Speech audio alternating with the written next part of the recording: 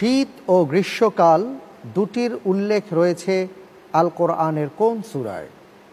ক সূরা ফিল, খ সূরা কুরাইশ, গ সূরা মাউন, ঘ সূরা লাহাব।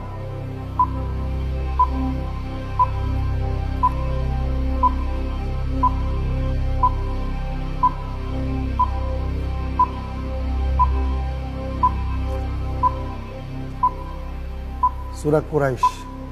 কুরাইশ লক করে দেব? বুঝে শুনে বলছেন? জি। লক করে দেয়া হোক সূরা কুরাইশ খ।